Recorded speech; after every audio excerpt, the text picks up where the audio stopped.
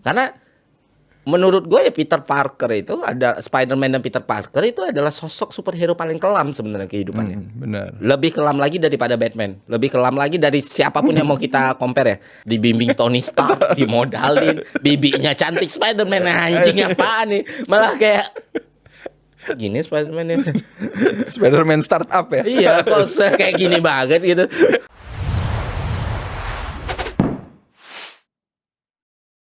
Satu orang yang suka bikin video yang mungkin nyerempet-nyerempet sama sinema ya. Asik. Mari kita sambut Ferry Irwandi. Halo Mas. Halo semua. Terima kasih sudah datang. Gimana? Lagi sibuk apa nih? Lagi sibuk bekerja aja atau gimana nih? Sekarang sibuk apa ya? Sibuk kerja kantoran. Kerja kantoran. Ya masih PNS ya. Oh. Now ya. Serius? Anda lebih memilih PNS daripada menjadi seorang YouTuber? Lebih settle. Lebih settle itu. Ada BPJS. Nah, YouTuber lu pusing nggak ditanggung BPJS? Iya. Terus harus bikin konten lagi. Seru-seru nih. Ini Mas Ferry ini gua waktu itu beberapa kali pernah lihat dia sering bikin video-video sinematik, kadang ngasih tutorial juga ya. Iya, bikin awal-awal lah ya. Itu gua inget banget tuh. Gua kalau misalkan lu nyari apa namanya, gimana cara ngasih highlight text gitu ya. Lu cari ntar ada dah video dia pertama. Ya. Karena kan baru mulai YouTube tuh 2 tahun yang lalu. 2 tahun yang lalu. Pas persis waktu pandemi lah. Oke. Kira bulan April lah. Karena bosen kan, biasa kerja di lapangan terus harus di rumah aja ngapain ya, YouTube tiba-tiba growth gitu kan. Nah awal-awal itu ya gue bikinnya emang video tutorial karena emang nggak mau ribet gitu. Namanya iseng kan ya, bikinlah apa yang gue punya, apa yang gue pelajarin, apa yang selama ini gue kerjain, gue bagiin. Semoga bisa jadi manfaat buat orang-orang gitu. Ya udah gue bagiin video tutorial. Ternyata dalam berapa bulan sempet naik. Oh, gue ngerasain nih YouTube-nya ada perubahan algoritma nih. Jadi yang niche itu mati semua. Even dulu kalau kita buka video-video tutorial pasti dewa-dewanya itu kayak Sam Calder, namanya Brandon. Yang di luar-luar. Yang kita pasti kesana lah kayaknya. Ya, nah videografer atau editor yang bikin konten tutorial video itu view-nya drop semua, drop. Gue ngelihat bukan di kualitas kontennya, tapi pertama di sistemnya, kedua ini kan bukan barang tanpa batas gitu. Kayak lu mau nyari settingan kamera, video sebelumnya tuh udah ada gitu, yang hal-hal kayak gitu. Jadi emang YouTube kayaknya mulai berubah dan dari sana gue shifting. Mulai shifting dengan essay video, dengan dokumenter video, dengan explainer video lah yang seperti itu. Cuman harus ada bridging nih dari video tutorial ke hal-hal yang lebih umum ataupun yang lebih spesifik gitu, bahas isu sosial, politik, ekonomi, sejarah. Dan gue pakai film untuk itu. Jadi di segmen gue bilangnya tentang videografi ya, editing itu. Gue ngebahas sebuah film. Jadi kan masih korelatif ya. Benar. Nama filmnya The Big Short. Big Short tuh. Big Itu Short film yang ada McKay ya. Iya, ada McKay, krisis ekonomi Amerika 2008. Nah, itu gue jelasin ke orang-orang. Dari situ mulailah gue bahas ekonomi, sejarah, politik. Yang editannya udah nggak gue buat lagi. Menarik tuh ya, itu bridgingnya ya. Bridgingnya justru film. Dari film ya. Tapi emang berarti lu emang gemar videografi atau apa semenjak kapan tuh? Emang suka kayak gitu? Umur gue 25. Sekarang kan tahun ini 31 ya masuknya. Jadi termasuk telat gue belajar videografi. Nggak ada kata telat sih. Kayak orang-orang dari SMA ya, dari umur 17 tahun, 18 tahun gue belajar videografi umur 25. Itu pun karena nggak disengaja sebenarnya. Urusan sama kamera itu dari gue sekolah sampai kuliah itu nggak pernah tertarik karena gue ngerasa it's not my thing gitu loh. Bakat gue nggak akan di sini lah, nggak akan mungkin di sini, jadi nggak pernah gue sentuh gitu. Pas kerja ya namanya anak baru ya kan. Lu pegang kamera belajar moto gitu buat acara sosialisasi. Pegang kamera. Terus gue foto lah, gue nggak ngerti apa-apa gitu, gue foto. Pas di viewfinder-nya, pas di view ininya bagus kan, pas masuk komputer kok blur, kok overexposure kayak gitu-gitu ya kan. Oh di ketawa-tawain sama teman-teman kantor gue waktu itu. Tapi di antara semua yang jelek tuh ada satu foto yang bagus dan gue suka banget ngeliat foto bagus. Ih bagus ya gitu. Dari sana gue belajar, ditarik ke bidang kehumasan ya, belajar ngedit video. Nah dari situ ternyata klop bidang ini sama gue, karena dari SD, SMP, SMA, kuliah gue tuh akrab dengan banyak bidang seni. Dari mulai nulis, puisi, sastra, musik, teater. Jadi kayak fotografi kan belajar waktu itu, belajar di waktu gue baru masuk itu kan. Pas masuk ke video itu tuh kayak kombinasi semua bidang seni itu. Jadi waktu keep up-nya gampang gue. Benar-benar itu kan kayak benar-benar yang paling lengkap ya. Semua ada ya di situ ya. Seni kombinasi lah kan. Terus ya udah, ternyata ngerasa klop, bikin konten di kerjaan, mulai ikut lomba, menang gitu kan. Oke, gue kayaknya makin semangat gue buat belajar videografi, buat belajar editing. Terus mulai nih di notice orang gitu. Yang menang ini mana? Oh siapa? Mulai di hire beberapa YouTuber gitu buat ngeditin kontennya gitu. Oke. Berarti dulu ngeditin konten YouTuber dulu? Banyak. Sebelumnya? Iya, Fatia, Agung. Pernah ngedit video Omobi juga, Motomobi TV. Nah, di video Motomobi TV itu kan karena emang itu otomotif. Pas yang gua ngedit itu tuh kelihatan banget production value, bukan production value-nya ya. Kualitasnya kata orang tuh beda banget gitu. Production value-nya sama gitu. Pas yang gua ngedit, nah beberapa kali juga ternyata jalan juga sama Omobi. Ya udah, jadi udah sedikit kenal lah sama orang-orang di dunia itu sebelumnya. Tapi gue nggak pernah mikir buat terjun, ngapain ya gue bilang. Gue ada kerjaan tetap, hobi doang. Terus juga ini sebagai penghasilan tambahan udah lumayan gitu. Jadi udah ngapain. Ternyata WFA. Wah. Gue bikin channel gue sendiri deh. Benar-benar ya. Pandemi ini berarti benar-benar disguise, bliss in disguise ya. Asik. Iya kan, untuk beberapa orang mungkin ya. Orang ya. Maksudnya lo menanggapinya dengan ya cara ini, menekuni hobi gitu ya. Coba-cobalah gitu. Cobalah ya. Umur 29 gitu bikin channel kan, anjing tua-tua bikin channel itu. Kenapa? Iya betul. Nggak masalah guys. Jadi buat yang udah umur di atas 35, ayo waktunya siapa yang tahu coba. Siapa yang tahu cuy? Nggak ada yang hidupkan tahu. Time zone ya. Bener-bener. Oke, menarik nih ya ngomongin tadi suka videografi gitu ya. Tapi gue pengen nanya nih, selama perjalanan lu sampai dengan titik sekarang gitu ya, bikin banyak konten yang soal dokumenter, vlog kayak gitu-gitu gitu ya. Ada film-film gak sih yang menginspirasi lu gitu? Yang kayaknya ya kayak tadi kan lu memulainya dengan ngomongin Big Short gitu ya. Apakah lu emang suka model tipe-tipe film yang ngomongin spesifik gitu kan? Big Short itu kan kayak film genre yang spesifik cuy. Lu nggak mungkin semua orang suka. Ketika belajar video editing, seingat gue hampir nggak pernah gue buka video tutorial. Gokil. Iya, tutorial di YouTube tuh nggak pernah. Jadi emang based on try error. Nah, semua look yang gue lakukan di konten gue, semua look yang lu lihat di konten gue, itu semuanya based on movie sebenarnya, based on film, karena gue anaknya nonton film banget kan. Jadi kayak gue suka video-video film-film lama tahun 60-an, ada mantap sutradara Swedia namanya Ingmar Bergman. Itu gurunya Wes Anderson. Ada filmnya namanya Silent tuh bagus banget tuh, nonton anjing. Bagus banget ya. Tahun 60 loh ini, gila.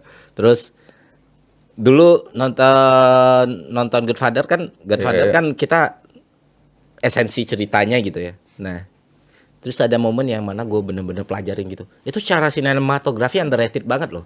Orang-orang nggak banyak bahas sinematografinya, tapi itu dieksekusi dengan sempurna banget loh. Perpindahan antara lower third-nya dari 1 ke 2 ke 3 tuh rapi banget. Nah, Godfather itu tuh jadi basic gue tuh untuk belajar flow kayak gimana sih, transisi kayak gimana sih, ngebikin satu footage itu seamless atau enggak. Terus yang terakhir pernah nonton, pastilah Bang Arya pernah nonton ya. Amadeus tahun 84. Oh iya. Itu best movie all time versi gua ya. Oke. Itu anjing bagus ya gitu.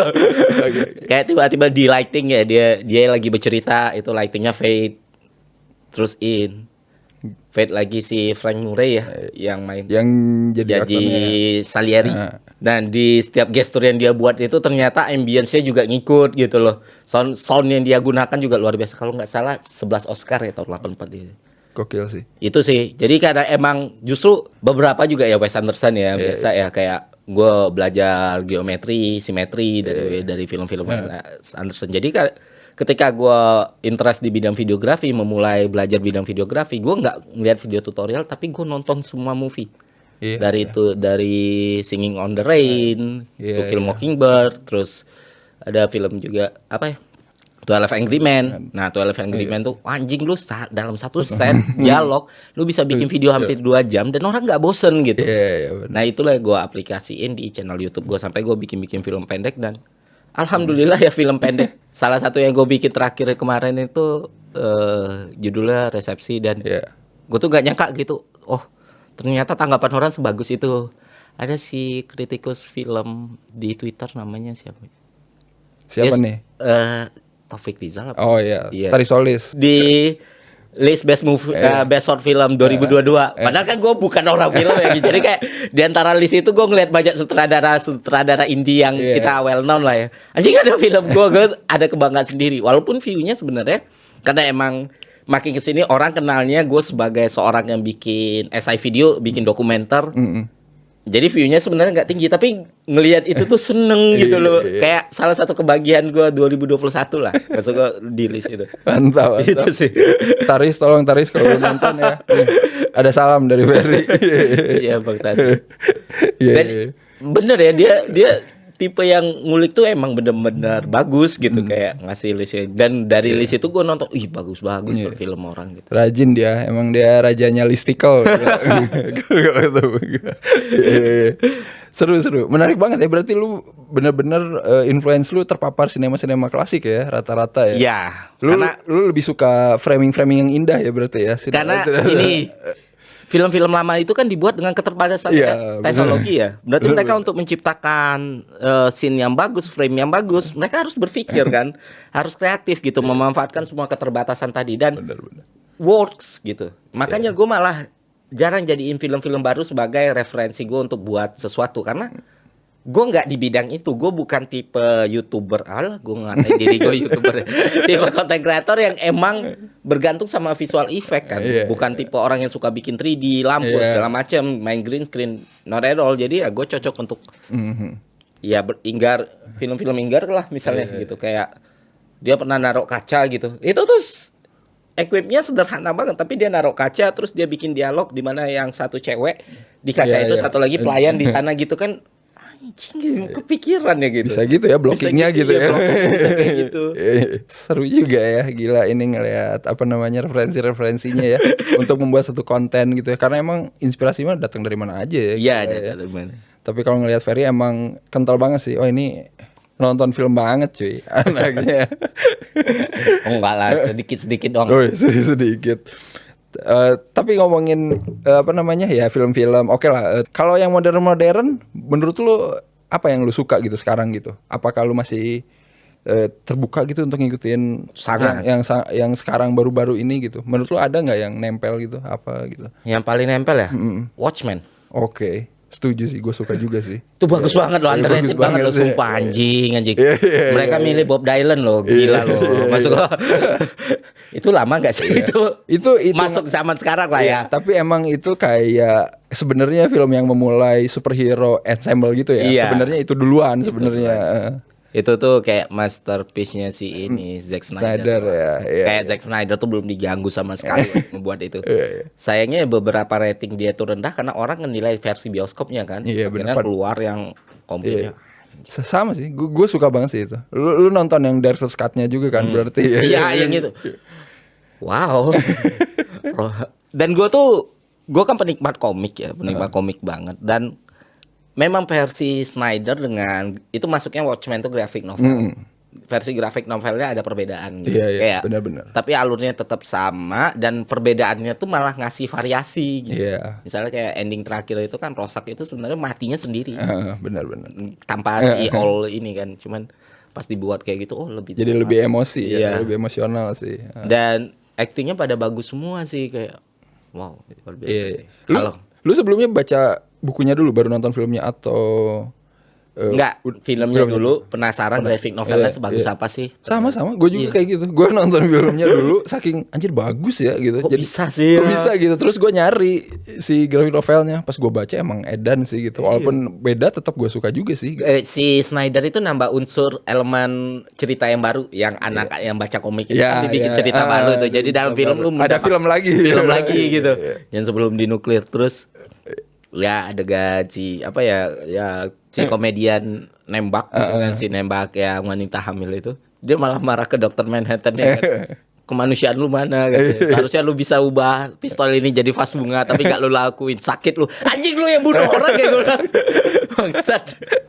Iya, iya. Itu kayak membekas Iya. gitu. Watchmen sih. Itu Kalau film mengetes moral manusia. iya, cuy. film superhero tapi manusiawi sekali lah. Iya, iya, iya. Apalagi Apalagi kalau film baru. Marvel, DC gitu. Lu suka Nah, atau ini- cuman sebagai hiburan aja gitu? Nggak kayak membekas banget di lu gitu. Kompleks nih, karena beda-beda film, beda experience. Oke, oke, iya. Tapi ada, gue nggak pernah yang benci banget sama Marvel, Oke. tapi nggak pernah yang suka banget. Nah, iya. Karena gue tuh, ya gue bilang gue penikmat komik kan, dan gue tahu banget kayak gimana ceritanya universe Marvel gitu. Tahu banget, detail banget gue Iya. tahu. Dan sangat-sangat kecewa gue ketika melihat Thanos digambarkan sebagai penjahat dengan filosofi di Marvel Cinematic Universe kan, dan orang-orang mengagungkan itu, mengquote Thanos mengenai Thanos tuh bajingan sejati di komik. Dia membunuh setengah isi universe untuk membuktikan cintanya pada Dead itu cintanya sama Deadpool. Seaneh itu, dan itu lebih masuk akal di gua ketimbang apaan kenapa villain harus dimasukin unsur-unsur filosofi seperti ini gitu. Salah satu yang dulu gue kritik habis ya Spider-Man-nya MCU. Gue benci banget awalnya. Karena menurut gue ya Peter Parker itu Spider-Man dan Peter Parker itu adalah sosok superhero paling kelam sebenarnya kehidupannya. Benar. Lebih kelam lagi daripada Batman. Lebih kelam lagi dari siapapun yang mau kita compare ya. Dia lahir, hidup miskin, dia jenius tapi nggak bisa sekolah karena keterbatasan biaya. Dia meninggal, pamannya meninggal, bibinya meninggal, pacarnya meninggal, dan dia mati pun nggak di tubuh dia sendiri. Dia mati di tubuh Dr. Ock. Iya, iya, iya. Ini gila loh, kayak suram banget lah hidup dia. Tiba-tiba di MCU gue nonton Spider-Man di awal. Spider-Man dibimbing Tony Stark, dimodalin, bibinya cantik Spider-Man, anjing apaan nih? Malah kayak gini Spider-Man ya. Spider-Man startup ya. Iya, kok kayak gini banget gitu. Maksudnya kayak kok Spider-Man enak banget hidupnya. Nah, cuma kan yang waktu di Kemarin yang terakhir. ya, terakhir kan semuanya dibalikin lagi. Nah, itu baru Spider-Man yang gue tahu. Udah denger itu, udah denger teriakan lu kayaknya. Para produser ya, bro. Spider-Man harus miskin. Iya, harus susah Harus hidupnya. susah hidup. Karena itu yang bikin dia jadi superhero favoritnya Stan Lee. Iya, benar. Ya, karena Stan Lee bilang dia bikin Spider-Man tuh untuk dirinya sendiri, dan itu satu-satunya superhero yang benar-benar diperjuangkan Stan Lee sampai akhir. Dia udah punya nama, dia ditolak terus tapi dia pengen Spider-Man itu ada. Iya, iya. Jadi kayak Marvel menempatkan Spider-Man dengan kehidupan yang dia nggak dibully. Pembulinya ya lebih kecil dari dia. Kan iya. kayak karena Flash Thompson yang ini. Flash Thompson itu kan western banget ya. Ototan Amerika Football, Flash Thompson di situ. Ya elah ya. Ya. orang kaya yang suka bully aja ya. Iya, aduh, cuman bully verbal gitu, dan itu pun juga nggak. Ya itulah banyak hal-hal yang. Iya. Tapi di satu sisi kayak film superhero selain Watchmen ya, yang V for Vendetta kan itu dari Vertigo Comic ya, DC juga punya. Terus Dark Knight, siapa sih yang nggak suka dengan Dark Knight? Cuman ya Dark Knight gue malah nggak, unsur komiknya itu cuman perhiasan doang gitu. Iya, itu emang kayak film ini aja. Filmnya udah dikasih identitas komiknya gitu. Komiknya aja, itu mah film heist aja. Iya, gue setuju tuh, kayak film yang bagus tapi gue sulit menempatkan ini di posisi pertama untuk film superhero yang bagus gitu. Bukan superhero terbaik. Keren sih. Lu merasa seneng nggak pas akhirnya beneran ada cut 4 jam itu gitu? Iya kan, beneran. Kayak Justice for Zack Snyder gitu. Kan dulu kan kayak ditolak-tolak terus ya, kayak denial gitu kan, nggak ada. Dan itu menyelamatkan muka banyak orang. Akhirnya Jared Leto sekarang bisa keluar lagi di sosial media ya, karena orang nonton Jokernya akhirnya kan. Sebelum di otak-atik sama Weldon kan. Kasihan loh Jared Leto tuh, dia tuh aktor level Oscar loh, bertahun-tahun gara-gara Suicide Squad. Aduh. Langsung bully ya. Iya. Dan pas kita lihat kan emang Iya. best banget Jokernya di situ, asli. Komiknya dapat dan diferensiasinya dapat gitu, dan nggak Ledger, nggak Phoenix. Iya, benar setuju sih gue. Jadi ketemu sih, oke sih. Oke ya, 4 jam yang worth it pokoknya ya. 4 jam yang worth it. Kalau kalian belum nonton, nonton aja dah ya. Ada di Worth it HBO, lah, worth ada it. di HBO ya kalau nggak salah. Di HBO Sekarang masih ada. Masih ada lah, itu bakal selalu ada. Bahkan ada yang versi hitam putih cuy. Oh iya. Ya, Justice is Grey. Jadi 4 jam tapi dibikin black and white. Kenapa sih?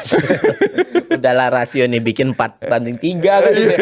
Kan gue lihat lu sering bikin dokumenter gitu ya. Lu ada nggak sih dokumenter yang lu suka gitu sebenarnya? Banyak. Nah, ini kasihlah sedikit referensi lah buat temen-temen nih. Gue pengen tahu. Tapi mungkin beda ya, karena orang sekarang, salah satu tujuan gue di YouTube itu adalah membawa skena dokumenter bisa diterima banyak orang. Iya. Karena mostly kan dokumenter biasanya dibikin dengan format dan cara yang sama ya, bertahun-tahun, kayak apa ya, stereotip membosankan itu terlalu dekat dengan dokumenter. Nah, gue berusaha bikin itu lebih fresh, tapi di satu sisi ada harga yang gue harus bayar, yaitu substansinya mungkin agak kurang, tapi unsur visualnya meningkat, ketertarikan orang mulai datang untuk dokumenter gitu.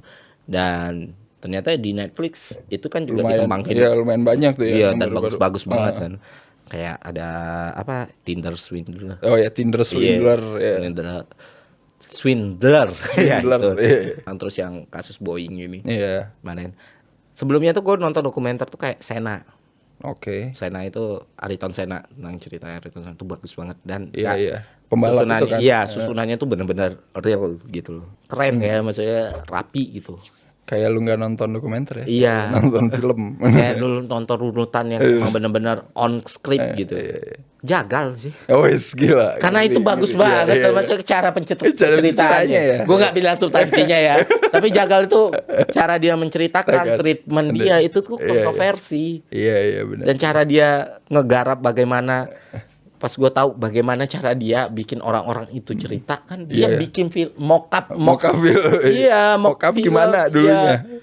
Ini loh, kayak gue tuh mau hire lu untuk bikin film gitu. Nah, yang ditayangin adalah wawancaranya. Wah, sangar tuh. Ngeri sih. Ngeri emang. Gak mau bahas substansinya, tapi kalau ngelihat cara bikin film kayak gitu, wow. Iya. Kayaknya info yang kita butuh tuh, Iya emang dari sudut pandang itu sih sebenarnya. Iya. Itu kan. Soalnya kalau dari korban ya, kita tuh udah terpapar, kita tuh kayak ngelihat perubahan emosi di situ kan. Dari si penutur dari awal yang emang proud dengan apa yang dia lakukan, sampai akhirnya di film itu dia menyesali ya kan. Iya. Emang. Dia nih treatment filmnya tuh, dan dia ngerjainnya tuh kalau nggak salah berdua atau bertiga doang gitu. Bahkan sering sendiri gitu untuk syutingnya. Anonymous malahan kalau di closing creditnya, yang kru-krunya kan nggak pernah disebutin namanya. Wah, ngeri. ngeri itu kalau kayak itulah. Film dokumenter tuh potensinya untuk mind blowing tuh lebih gede gitu, karena bener. emang kadang cuma muncul ya di film dokumenternya The Beatles kan banyak hal-hal yang coba muncul di situ kan. Emang mungkin kemasannya harus dibuat lebih pop kali ya. Iya, lebih pop. Biar orang-orang Iya. sekarang generasi sekarang lebih into kali ya. Dan masalahnya apakah generasi sekarang itu tertarik untuk bikin film dokumenter? Karena mostly ya kalau gue tanya teman-teman yang emang kerja di situ, ya goals terbesar mereka ya bikin feature film pasti. film, Ya. maksudnya tayang di bioskop or something like that. Ini platformnya mana, wadahnya mana untuk bikin dokumenter yang mana kita bisa hidup dari sana gitu kan. Orang-orang banyak gak ketemu yang kayak gitu kan. Masih niche banget ya. Nah itulah yang berusaha kita dorong terus-terusan, dan syukurnya banyak platform kayak Netflix misalnya yang mulai ngasih bentuk nih, ada nih dokumenter yang bisa dinikmati orang. Itulah yang gue coba bawa. Oke, ini seru banget ya. Thank you banget nih Fer, gue banyak dapat perspektif lain ya soal film sama hal-hal yang menginspirasi Ferry gitu ya, bikin konten di YouTube-nya gitu. Dan kalau kalian emang masih belum aware konten-konten dokumenternya Ferry, bisa dicek ya. Lagi banyak-banyaknya nih ya. Bisa di binge watch cuy, bukan Netflix aja ya, bisa di binge watch ya. Lagi sering upload. Iya cuy, sudah upload nih, jadi cobain lah nonton ya. Dan mungkin kalau kalian pengen ngobrol-ngobrol lebih jauh juga, komen lah ya, dibalasin gak sih sama lo komen? beberapa makin kesini tuh makin kayak udah like dulu lah, like dulu lah nanti balas, lupa balas. Makanya lu komennya harus yang frontal biar dibaca. Ada yang kayak ada gitu. yang kayak gitu. Beberapa kali tuh orang biar di notice itu ngomong frontal kasih. Frontal. Kadang heran juga gue. Dia udah frontal, gue sin, udah kelihatan kan sin. Bang, gue komen kayak gitu supaya lu balas. Ya. Ya elah ya. Salah guys. Kalian jangan jadi toksik lah ya. Jangan ya. Kayak apresiasi aja lah ya sesuai tempatnya. Iya, Gila. kritik. Kalau ada yang kurang dikasih kritik. Iya, Mau kritiknya keras pun nggak masalah. Betul. Oke kalau kayak gitu, thank you banget Ferry udah mampir Cinecrip buat ngobrol-ngobrol santai ya, soal film dan sekitar-sekitarnya gitu ya. Mungkin buat kalian yang nonton sampai sekarang keren lah. Kalian bisa nonton sampai habis ya. Oke, dan seperti biasa jangan lupa untuk like, share, subscribe, follow IG-nya, follow Twitter-nya, kunjungi websitenya Cinecrip juga. Beli kaosnya kalau ada duit ya, karena kan kita butuh duit buat nyewa studio. Jujur banget ya. Sama gue juga. Dan ya udah kunjungin juga YouTube-nya Ferry Irwandi ya, bisa ada di media sosial juga ya, follow juga, ada juga semua. Namanya sama lagi ya semua. Sama. Jadi lu search di Google pasti dapat loh. Jangan kayak orang susah. Oke, thank you Fer. Nanti kita ketemu lagi di acara selanjutnya. Dan ya udah kita ketemu lagi di episode selanjutnya juga. Bye bye.